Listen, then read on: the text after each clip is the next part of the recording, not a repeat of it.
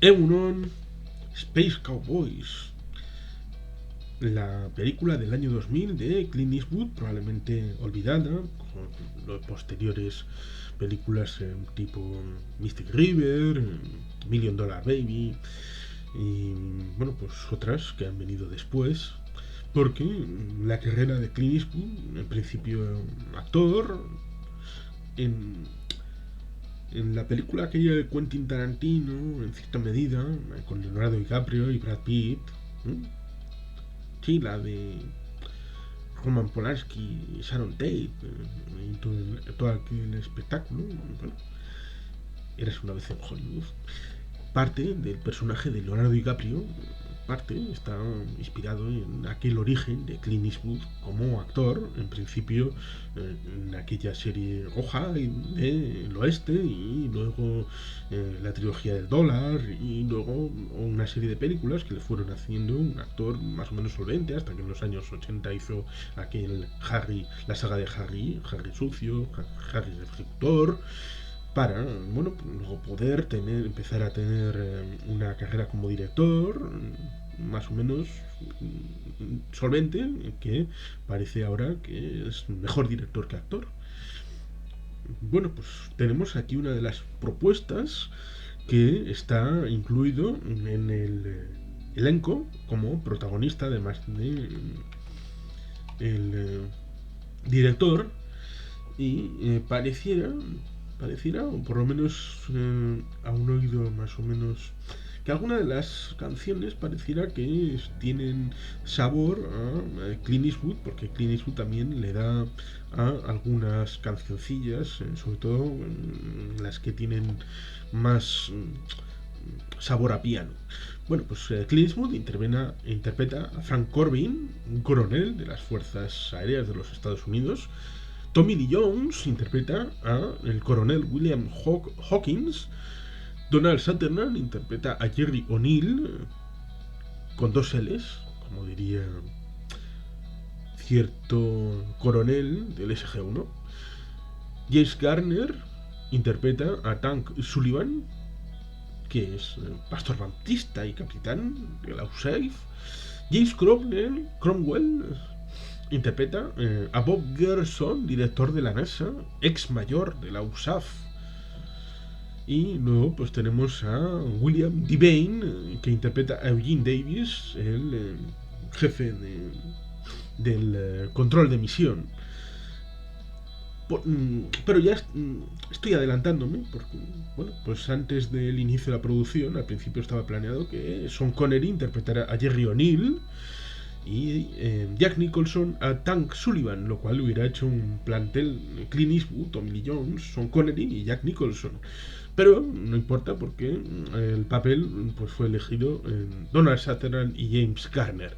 Dos clásicos. James Garner es seguramente menos conocido, aunque en esa época, más o menos algo antes, en el año 1994, le veríamos en Maverick con Mel Gibson, aquella película del oeste.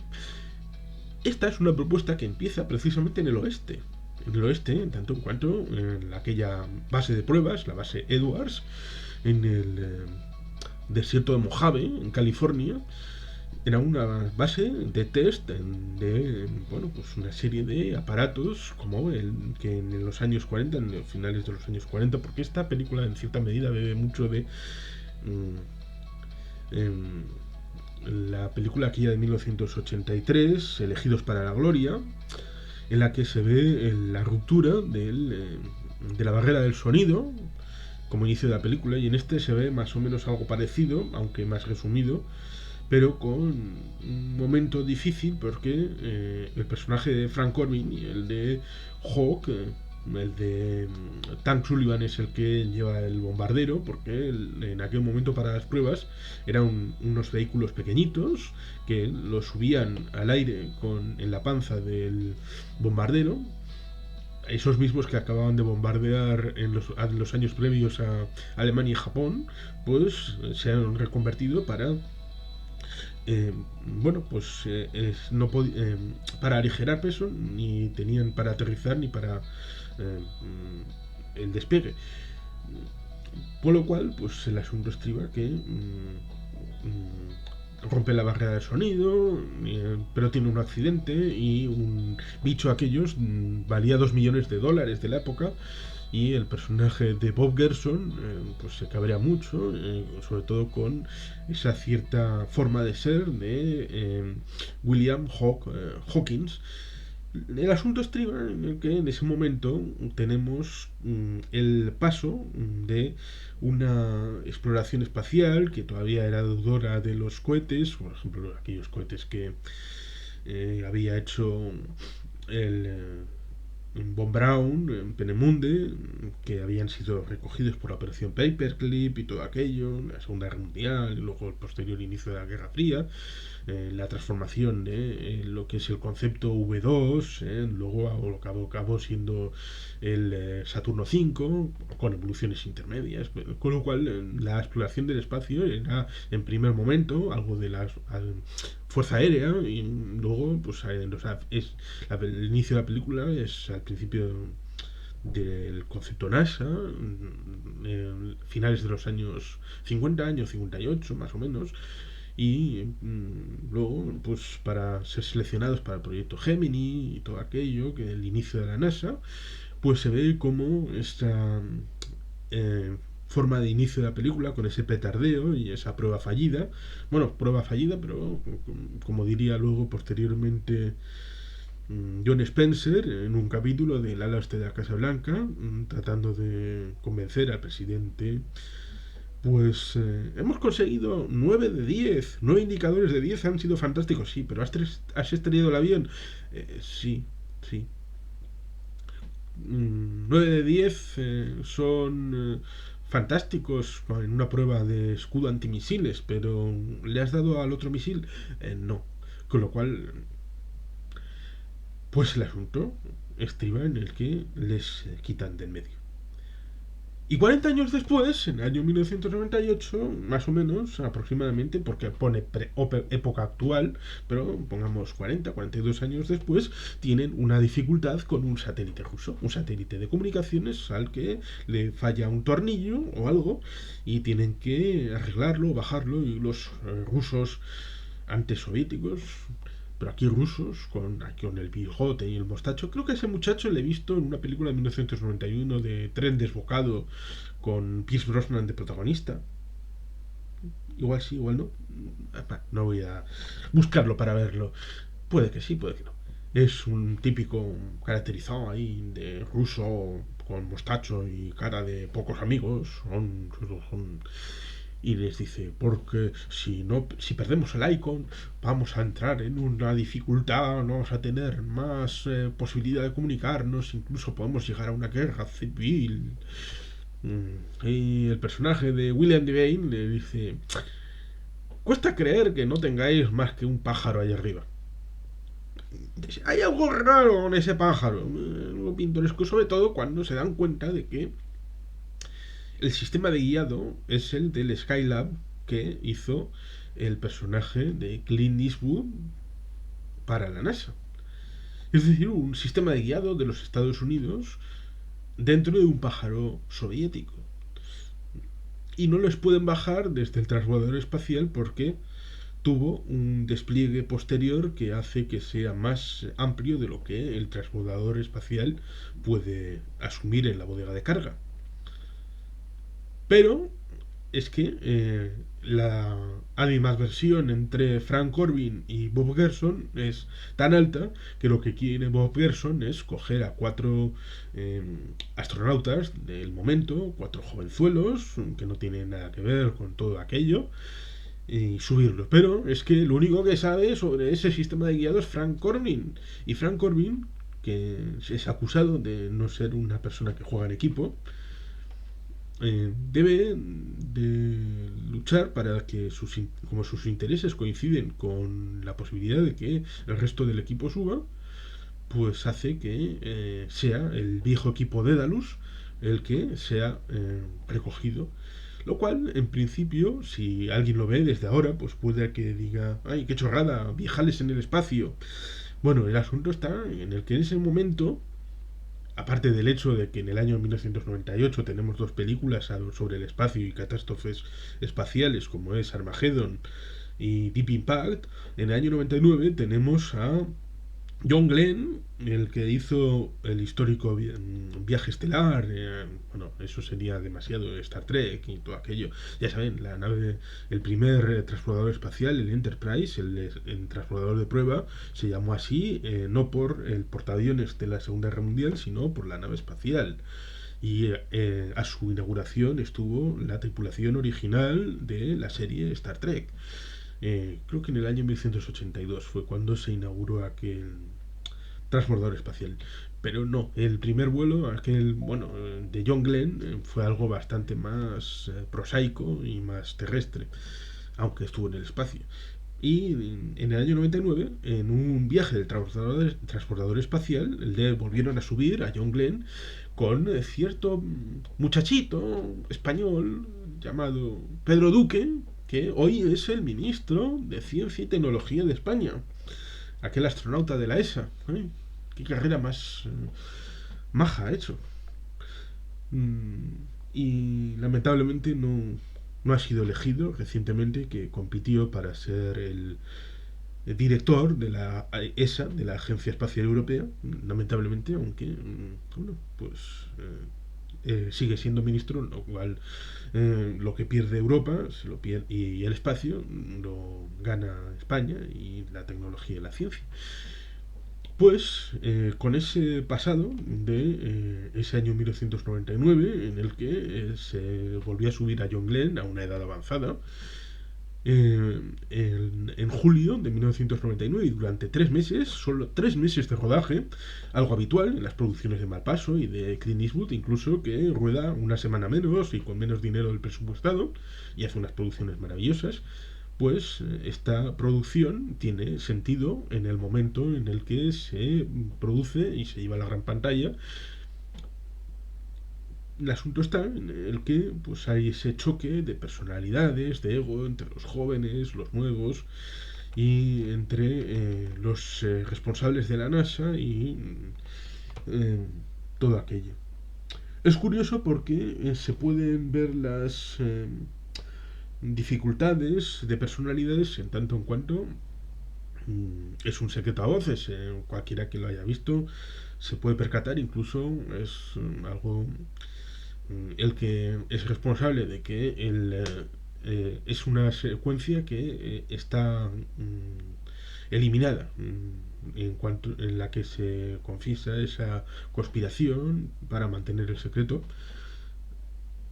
Es Bob Gerson el que es responsable de que el sistema de guiado de Corbin, de Frank Corbin, esté en el pájaro soviético. Es culpa de que le robaron información a la oficina de Bob Gerson. El que iba de limpio, puro y dando lecciones a todo el mundo, él es el responsable de que se produzca el fallo que es el protagonista de la película. Para que, bueno, pues cada cual, es que es necesario tener una visión poliédrica de los asuntos, y en este caso, pues a pesar de que la película es bastante sencilla en su planteamiento y seguramente simplificada, porque da para mucho trasfondo, es un montaje ágil pero sin hacerse grandes preguntas, sin entrar en grandes disquisiciones. Aparece Jay Leno porque en primer lugar se quiere que sea una historia oculta, pero en algún momento le sacan una fotografía. ¿Cómo se hace esa disclosure, esa revelación? No se explica en la película cómo se transforma de algo privado en algo público, quién tenía el interés, quién no tenía el interés, el asunto secreto de Bob Gerson con los soviéticos. Aparece Jay Leno en una entrevista a los cuatro en el Late Night y les pregunta como chiste: bueno, ustedes son militares retirados, ¿en dónde lucharon? ¿En el norte o en el sur? Ese es un chiste que hace de una película que podía haber sido con un trasfondo dramático, que lo tiene en el ámbito personal, porque algo le pasa a el personaje de Hawk, en tanto en cuanto, bueno, pues su mujer murió de cáncer y bueno, pues eso le pesa al personaje de Tommy Lee Jones y tiene un cierto enamoramiento con una personaje de la NASA y bueno, pues el personaje de Frank Corbin con su esposa y su relación con ella, que tampoco está explotada de manera suficiente. Hay una entrada del personaje el personaje adulto, por así decirlo, octogenario, no tanto no, de Hawking, con una parejita que va a celebrar el cumpleaños, aunque tampoco es que se entienda demasiado. No tiene mucho sentido y roba metraje para otras cosas que podrían haber sido explicadas. Es una película fundamentalmente para todo aquel que le guste el espacio, la exploración, los eh, transbordadores. Es curioso porque existe un proyecto de transbordadores espaciales soviéticos, por ejemplo, el programa Buran, que están bajo las ruinas de la Unión Soviética. Incluso bueno, hay uno que está más o menos disponible, pero otro en el año 2003 cayó la eh, cúpula de donde estaba y acabó mal.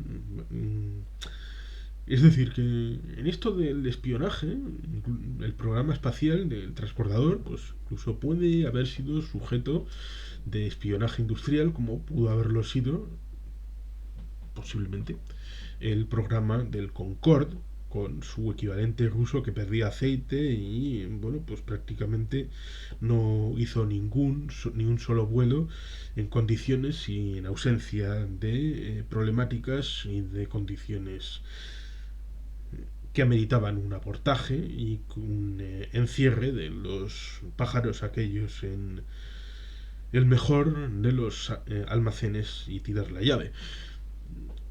La película podría haber sido mucho más profunda en lo político, en lo técnico, en lo institucional, en lo espacial, en relación de la NASA, la profundidad. Bueno, tenemos la película que tenemos y al fin y al cabo pues hay que agradecer que Clint Eastwood se metiera en esta faena. Supongo que con ese aligeramiento de la producción compartida con Warner, producida por Malpaso, distribuida por Warner, eh, bueno, pues fue un presupuesto de 60 millones y tuvo una recaudación de 128 millones. Y el tema principal de la película es Fly Me to the Moon, Llévame a la Luna, de Frank Sinatra, porque una de las cosas que le dice a Frank, el personaje de Hawk, es el peor día de mi vida es cuando me metiste en la cabeza la cosa esta de pilotar máquinas del espacio e ir a la luna. Porque el personaje de Frank Corbin le dice que el día más malo de su vida es cuando eh, Neil Armstrong caminaba sobre la luna. Porque, claro, él tenía envidia y quería haber sido él. Pero las circunstancias de la película pues nos llevan a entender por qué no, no es.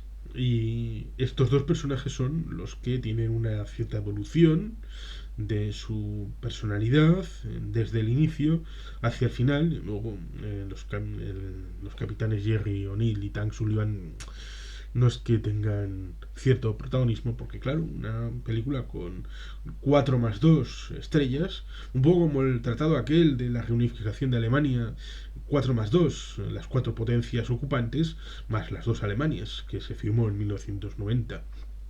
Pues aquí tenemos 4 protagonistas principales, más 2 estrellas invitadas, por así decirlo. Pues el ámbito coral para una película que, si bien dura 130 minutos, 2 horas 10, tampoco da para muchas alegrías cuando tienes mucho que contar.